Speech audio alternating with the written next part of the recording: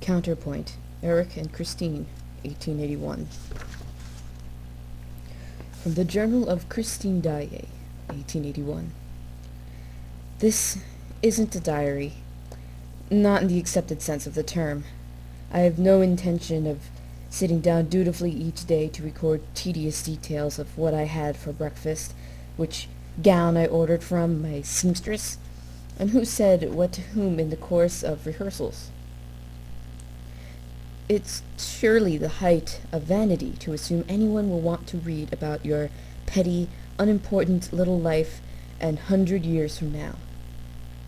I don't want anyone to read this document ever, for if they do, I'll surely be locked up somewhere out of harm's way, and people will go around shaking their heads and saying, "Poor Christine, such a shame, but..."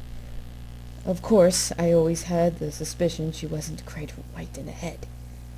Never had her feet on the ground, you know, even as a young girl. No, this isn't a diary.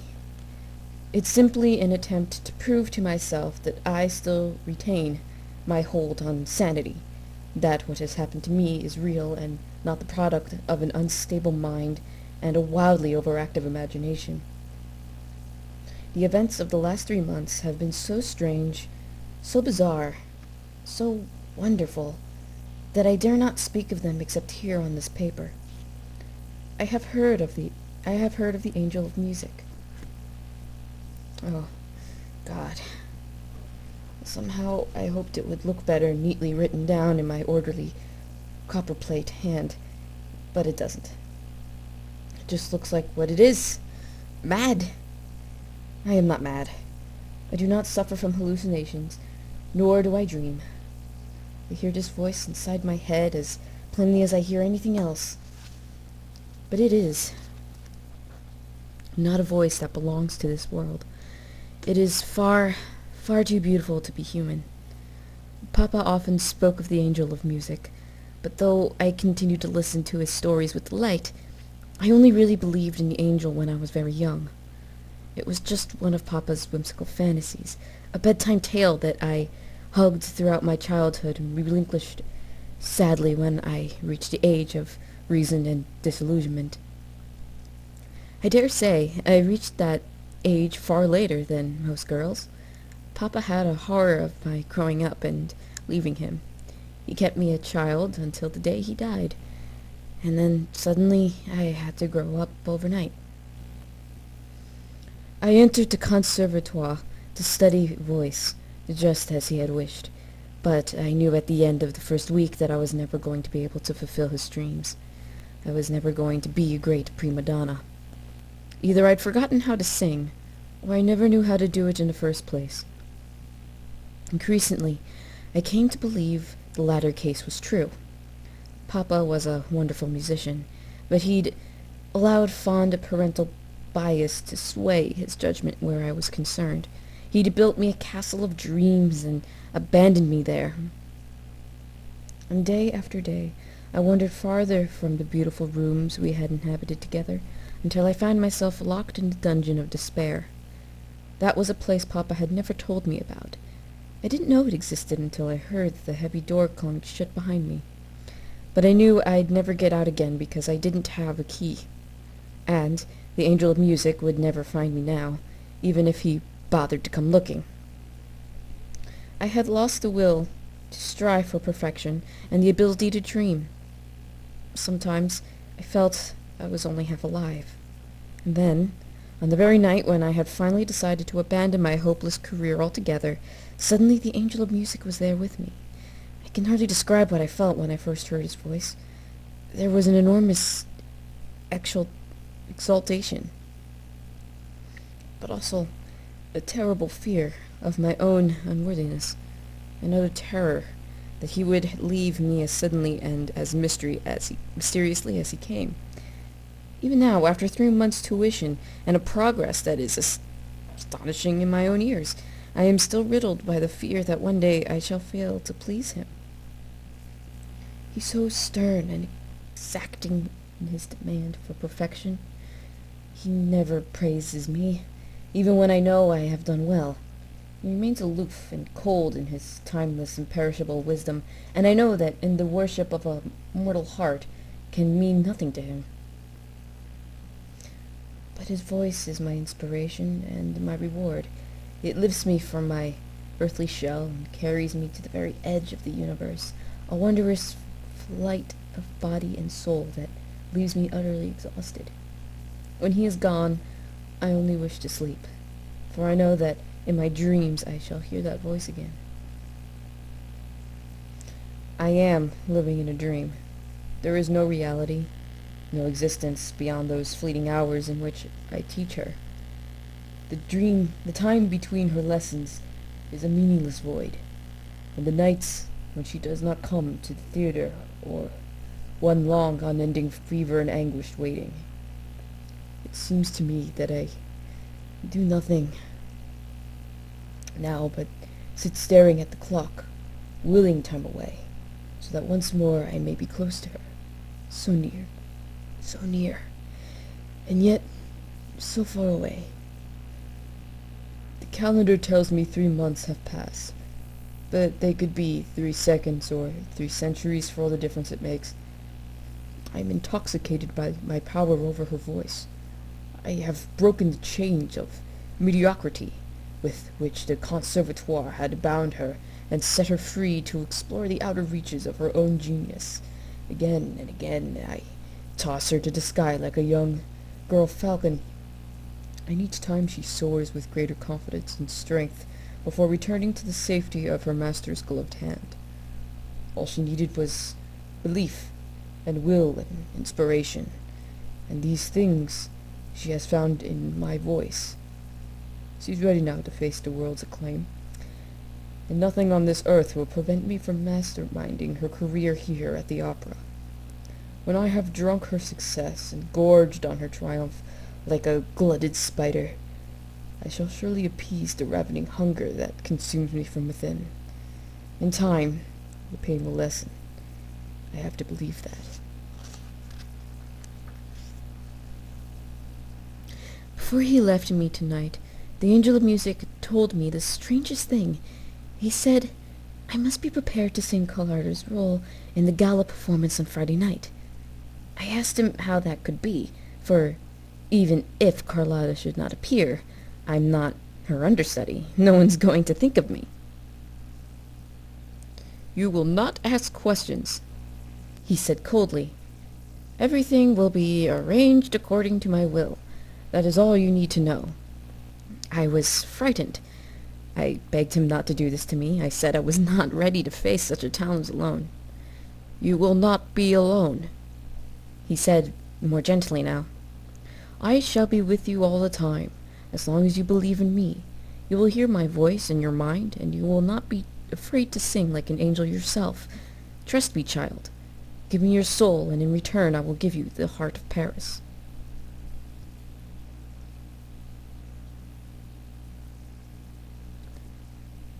La Carlotta has been taken ill, and so has her understudy. What a shame. Could it possibly be something they've eaten? No one suspects the opera ghost this time, of course. Why should they? After all, these little things are sent to try us. Desperation has seized the management, for they're new to this game and don't know how to handle last-minute alterations, and these alterations are extremely last-minute. I've made quite sure of that. There's a full house tonight, and both Richard and Moncharmin have an instinctive aversion to losing money that I suppose I really ought to command. They're out of their minds at the thought of having to cancel. The answer is there on their desk. Of course, all they have to do is listen to OG. "How the hell do these wretched notes keep getting in here, Moncharmin? We've already had the locks changed twice. This blackmail is really getting quite beyond a joke. What does the damned lunatic want now?" "He doesn't appear to want anything for once. He merely informs us as a passing courtesy, so he says."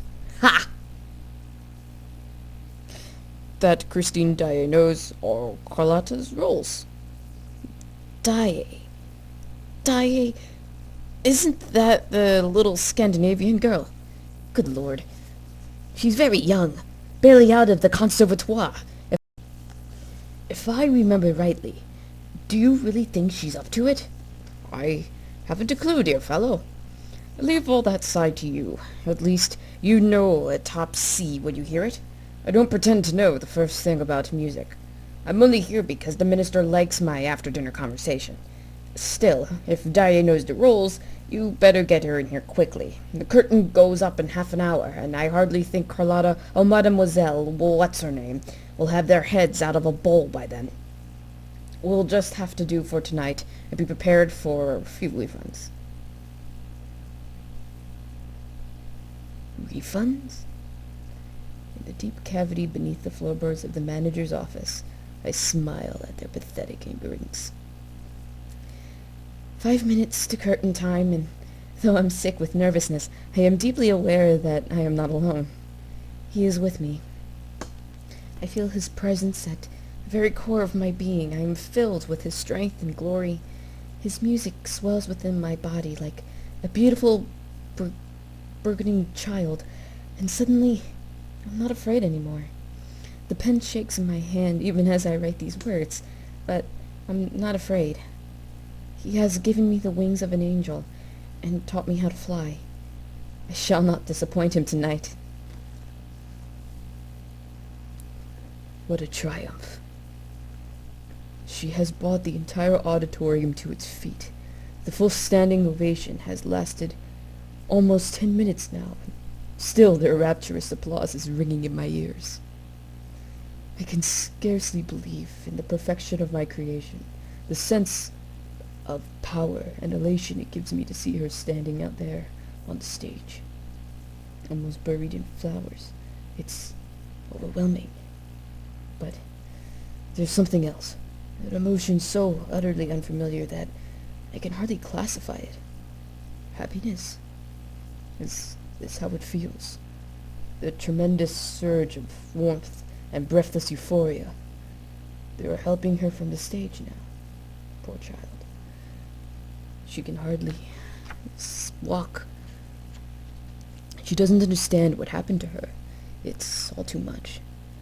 She's looking desperately around her, as though somehow she expects to see me in this moment of glory, to be rewarded by an angel's smile. But she sees nothing. Nothing. And she knows in her heart that she never will. Oh, Christine. If there were indeed a loving God in heaven, it should be my arm around your waist now, my shoulder upon which you lean in your utter exhaustion. But there is no God to hear my desperate prayer. I turn from the sight of my triumph and slip away into the darkness whence I came. Beneath the mask, my face is wet with tears. Happiness is like the first blissful intoxication of morphine. It doesn't last very long. I saw the Vicomte de Chagny tonight, in his brother's private box. I had made the inexcusable error of looking up, and I was so startled when he raised his hand to his lips in acknowledgment that I almost forgot to make my bow. Carlotta glared at me when I came off the stage. I had kept her waiting a second or two longer than normal before permitting her to take her final ovation, and she was furious. "Stop courting the public, you scheming little minx!" she snapped as she swept past me. "You needn't think you ever going to get the chance to sing in my place again." Blah, blah, blah. She's never forgiven me for that gala night. I think she's made trouble for the management because neither Monsieur Richard nor Monsieur Moncharmin has so much as looked at me since. They seem to want to forget it ever happened. In spite of my triumph, I haven't been offered any better role. The angel of music has continued to teach me without comment, and I dare not ask any questions. I can only think that I must have disappointed him after all, that he has decided I'm not ready for the world yet, for he never even said, "Well done." I wasn't there in my dressing room after the gala performance, when I so badly needed to hear his praise. I went home and cried myself to sleep that night.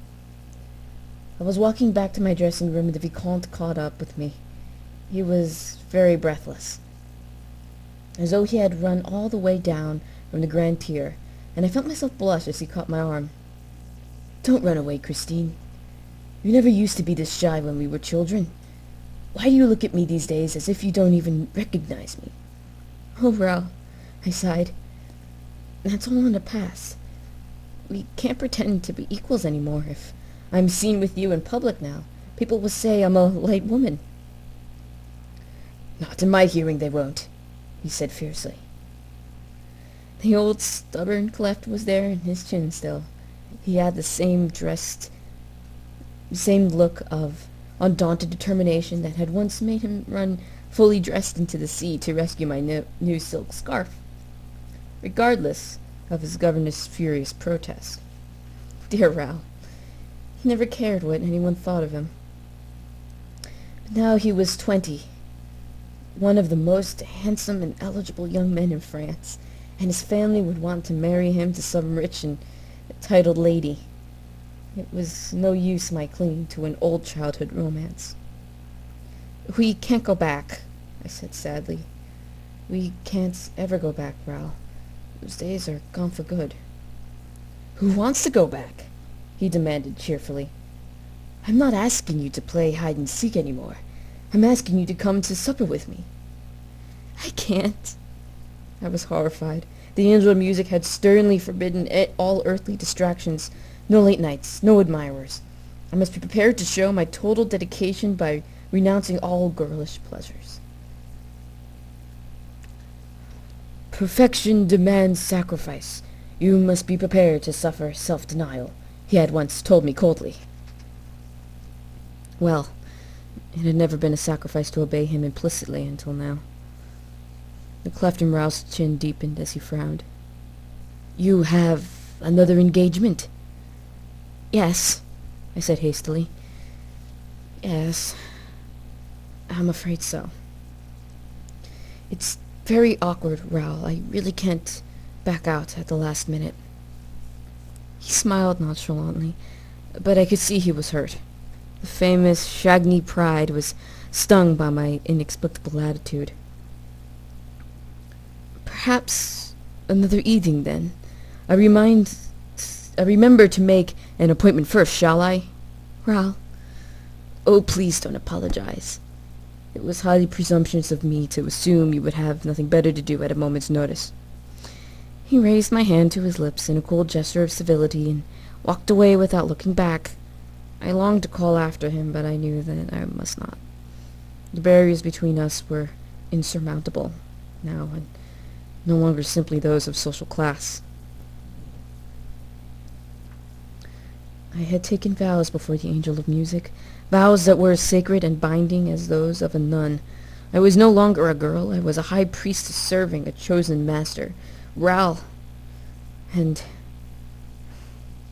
I must forget each other. We had no future in either world. I went into my room, powdered my flustered cheeks, and tried to regain my composure. I would go home and take a little Landium, make sure I slept so that I would come to my lesson in the morning fresh and alert, betraying no sign of my spiritual treachery. As I replaced the powder puff on my dressing table, the air around me was splintered by the awesome resonance of a voice that seemed to come straight from a tomb. "I will not tolerate disobedience," said the angel of music.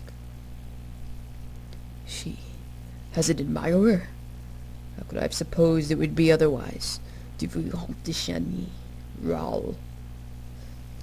He's distinguishedly young, good-looking, fashionable, comes of a ancient and distinguished lineage. Oh, I know all about him. I've made it my business to know, and regrettably, I have no reason to suppose he's either a fool or a knave. He doesn't come to the opera, like so many of our noble patrons, simply to run after every pretty chorus girl in sight. Apparently, he doesn't run after anyone, except Christine. The sincerity of his admiration shines out of honest eyes that are nicely set and smooth and regular features.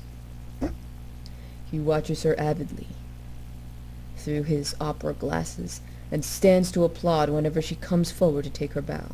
He gives every evidence of being wildly in love, and I can't think why his family haven't put a stop to it.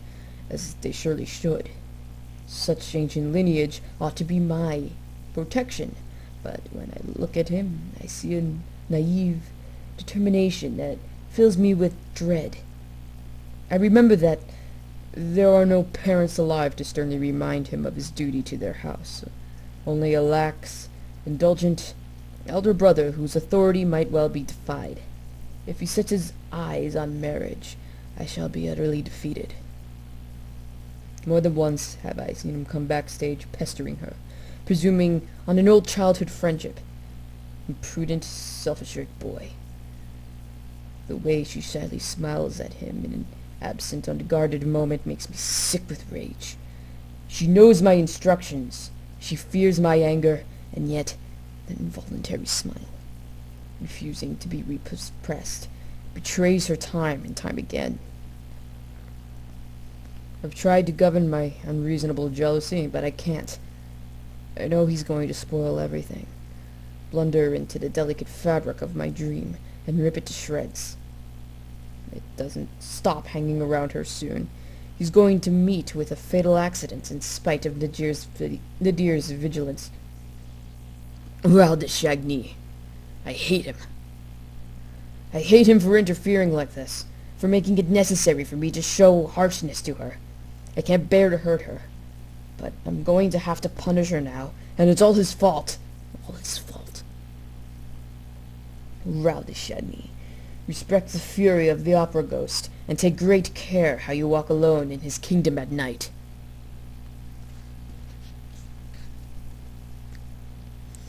It's becoming harder and harder to deal with Raoul.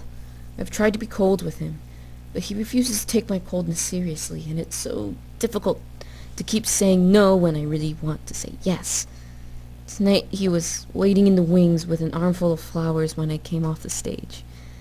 There have been flowers from him in my dressing room every night this week, but I haven't dared to acknowledge them, even with a note of thanks. It was impossible now to ignore him or refuse to accept his token with everyone watching, but as soon as I could get away, I ran to my room, tossed the flowers fearfully onto a chair, and laid my hot cheek against the cold mirror, like a guilty child awaiting punishment. "You are late," said the angel's voice inside my head. "Forgive me," I whispered. I was unavoidably detained. "So, the Vicomte de Chagny is unavoidable?" There was ice in the voice now, a controlled and deadly anger that filled me with terror. The angel knew everything. Everything. It was impossible to keep secrets from him. He was waiting for me when I came off the stage. I did not ask him to be there. "You encourage him to pursue you." "No," I stammered feverishly. "That isn't true. I sent him away and told him never to send me flowers again. Oh, please, please don't be angry. You know I can't bear your anger." "The time for anger has passed," announced the voice implacably. "You have ignored my warnings, and now you will be punished. Until you cast this mortal weakness from your soul, you will not hear my voice again." I fell to my knees before the mirror. "He means nothing to me. I swear to you he means nothing." "Will you do anything you ask?" "I will do anything you ask. I will never see him again if that is what you will command. But don't leave me now. Please don't leave me." The sudden silence was awesome. I crumpled to the floor and began to weep. Again and again I begged for his forgiveness, but he did not answer me, and my grief became wild and uncontrollable panic. The mirror showed me my demented reflection as I began to beat my hands frenzied on the thick glass. "Christine." His voice took hold of me like two mighty hands, no longer cold and remote, but gentle and strangely sad. "Calm yourself, child. Be still now, and I shall give you one last chance to prove that you are worthy of my guidance." "Anything," I sobbed, only wanting to crawl inside that voice and hide forever. "Anything you ask." "You may continue to see him here at the opera as long as you treat him with cruel indifference, speak to him coldly, reject his tokens, and make him the most miserable young man on this earth. When I see you make him suffer, I shall know that you have not betrayed your vows to me, that your heart is pure and entirely unsullied by earthly bondage." I bowed my head in acknowledgment, and his voice rewarded me with such ecstasy that, although I was unaware of pain, there was no room in my head for bitterness or resentment. If this was mindless enslavement and submission to a cruel master, I was beyond caring. I should not renounce my immortal guardian for the sake of a young man's smile. I had been chosen by the angel of music. I would serve and worship him until the last star was extinguished in the heavens. I've won, for now it seems. Yet my conquest is hollow victory that fills me with nothing but shame and despair. I've taken her innocent childish heart and cruelly twisted it into submission. And for every tear that has fallen down her pale cheeks, I have shed 100 in remorse. This has to be the most wicked thing I've ever done in my life. But I can't stop. I can't let her go. I can't let him take her from me. Oh God, what a grim fate this has become. Even if all things were equal, I'm still old enough to be her father. But all things aren't equal. I know I haven't got a chance in a fair fight, so I'll fight the only way I know how. I'll fight to the death, if I must. He's only 20, only a boy. A harmless, charming young fellow with the whole of his life in front of him. But I'll kill him if I have to. If there's no other way to keep her. Yes, in spite of Nadir, in spite of my promise, I'm quite sure that I'll have to kill him in the end.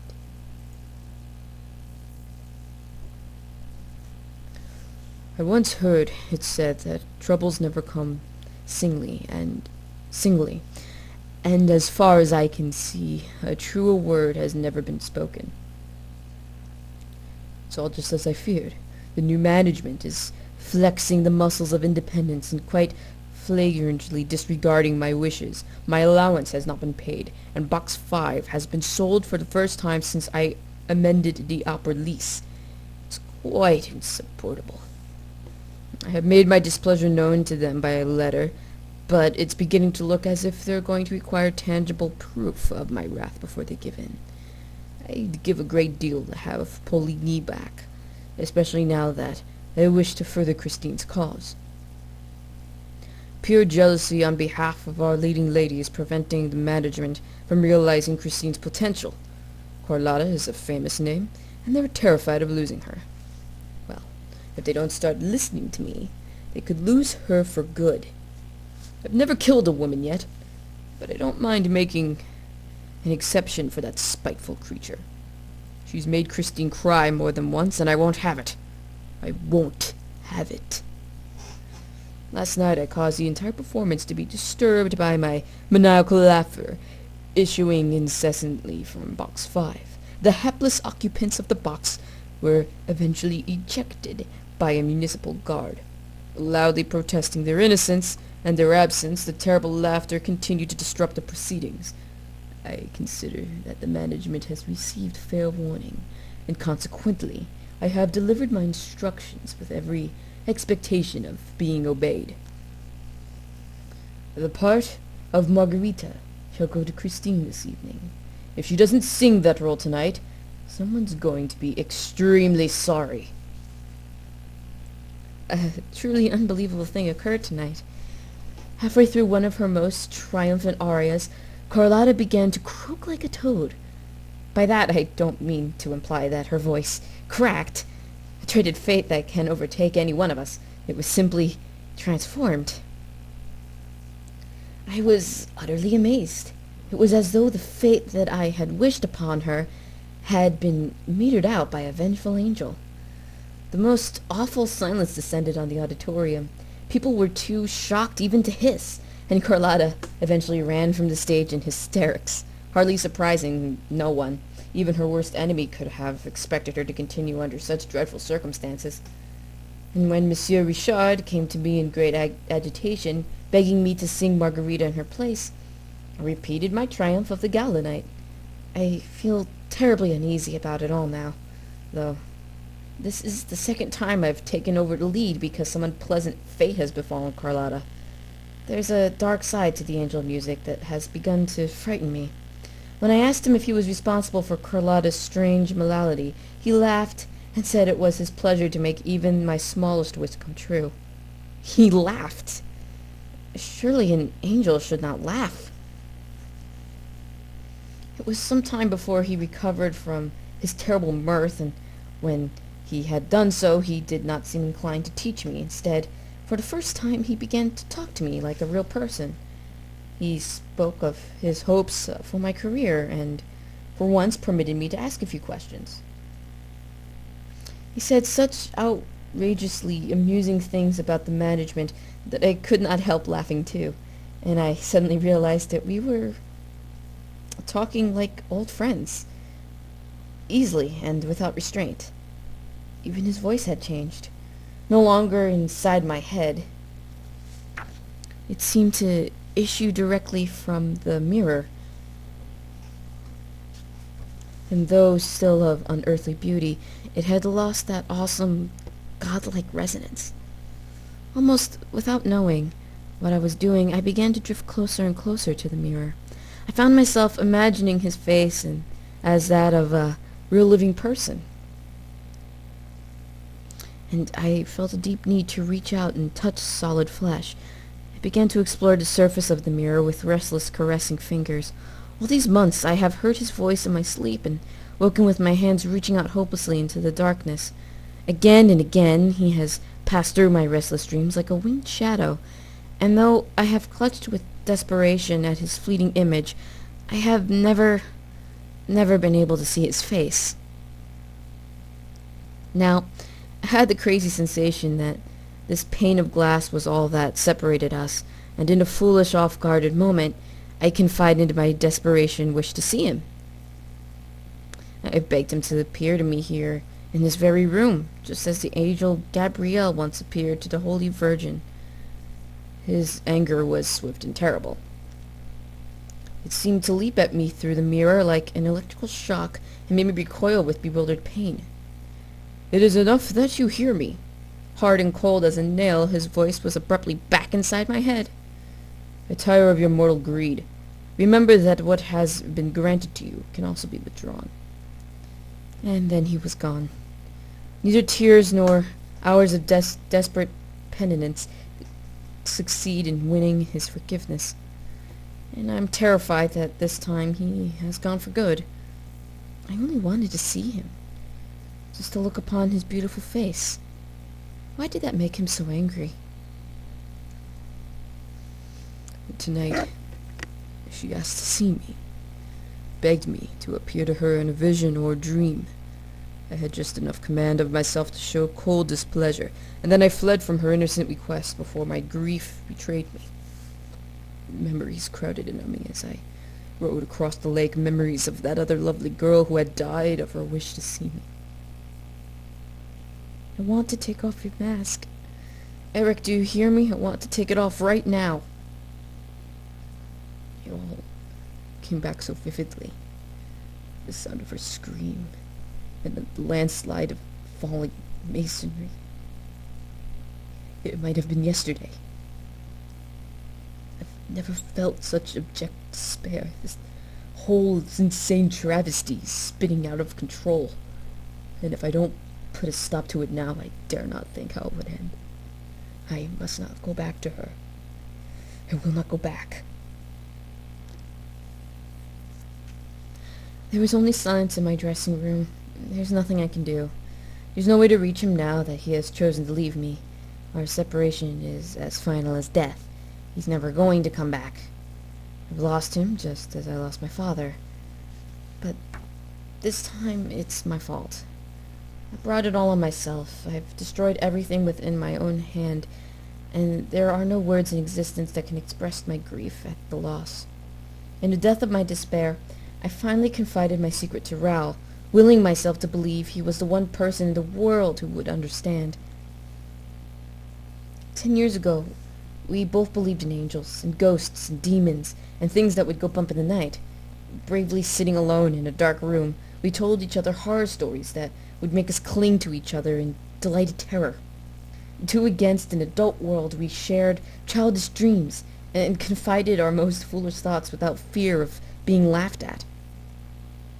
Raoul did not laugh at me now, but even before I had finished speaking, I knew what a terrible mistake I had made. In the slight stiffening of the arms that held me, I felt the involuntary withdrawal of belief and instinctive response of pure common sense which told me, more plainly than words could ever do, that Raoul had grown up and left me playing quite alone on some solitary, non-existent seashore. He looked extremely worried, made me sit down, and proceeded to ask a lot of questions that left me in absolutely no doubt as to what he was thinking. Was I having headaches and dizzy spells? Had I seen a doctor? Perhaps I was working too hard. Perhaps I ought to see a specialist. What? I demanded coldly. Psychiatry? He looked terribly embarrassed as he got down on his knees and took both my hands in his. Now, don't put words into my mouth, he said uneasily. All I'm saying is that perhaps you ought to think of leaving the stage for a while and having a complete rest. You think I should be locked up, don't you?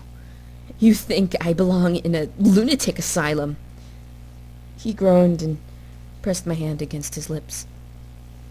I don't think anything of the sort, but I really am worried about you, Christine. I do think you should take medical advice. In silence, I withdrew my hands from his, and after a moment he got off his knees and went off to fetch his hat and gloves. I have my carriage outside. Will you let me take you home? No, thank you. But no, I would prefer to walk. He nodded, sighed, and drew on his gloves and reluctantly prepared to leave. In the doorway he turned to look back at me. You'll think about what I've said, though. Consider taking a holiday at least. I shan't need to consider it. I have no part after tomorrow night until we give Faust again next month. I shall have all the time in the world to rest. Oh, well, in that case, perhaps. I stared at him so stonily that he lapsed abruptly into uncomfortable silence. I'll say good night, then, he continued awkwardly after a moment, and at length, leaving no response from me, he closed the door. When he had gone, I turned to look at the huge, ominously silent mirror. Had it really happened, or was it only a dream? Perhaps I should seriously think about seeing that psychiatrist after all. Before I saw Christine, I thought I already knew all there was for a man to know about the bitterness of love. But now I understood why the manuscript of Don Juan Triumphant had always defeated me. What had I ever known of love? Childish fantasies, schoolboy worship, simple earthly lust. I grasped only the counterpoint, never the theme, but now there was no shield of ignorance to spare my senses. I looked directly at the sun and was knifed by its pitiless searing light. I was a prisoner inside the cage of my own body, shut up day and night with a hot, hard, throbbing agony from which there was no respite or relief except in morphine. The dosage was rapidly escalating to a suicidal level, and from the white hell of this drugged intoxication there began to emerge a music almost beyond human comprehension. Music no one would ever dare to play in public, music that raped the auditory senses. I violated the listener's body and threatened equilibrium on the brain. All the tendencies and all the hatred ever generated in the world from man's most basic instinct was captured between the staves of that manuscript. And still, it was not enough to grant the final release that would let me forget, let me rest. Tonight, I went back to the mirror and waited for her, walled up against reality, suddenly facing the truth that I had spent my entire life denying. I was not set apart from the rest of mankind. Hermetically sealed by my disfigurement from its most turbulent and treacherous emotion. I was no longer a cold, contented genius, a reigning king, or even a ghost. I was just a man, just a very desperate man, finally prepared to commit the ultimate theft. I left the stage this evening in low spirits, reluctant to forsake the theatre and enter that unwelcome state which is euphemistically known in our profession as resting. A lonely flat and a yawning maid were all that waited for me now, and the prospect of a silent week stretching out ahead filled me with growing despondency. But as soon as I walked into my dressing room, I was aware that the very air around me pulsed as though it was electrically charged, and I was suddenly filled with a powerful foreknowledge of joy. He is here. I'm sure of it. In spite of his anger, in spite of his silence, I know now that I am forgiven, and surely such forgiveness can only mean one thing. Mortal, immortal, it no longer matters, for love transcends all barriers, and I am confident now that he is as helpless against its brutal grip as I am. Tonight, I shall beg him to take me with him, away from this world where I don't belong, which is so full of mocking strangers. Tonight I am ready to relinquish the earth and everything upon it in exchange for my guardian's beloved presence. Death was a price I no longer question or fear to pay. This past week has been enough to teach me that without him there simply is no life for me at all. There is nothing left for me to do now except lay down my pen and wait.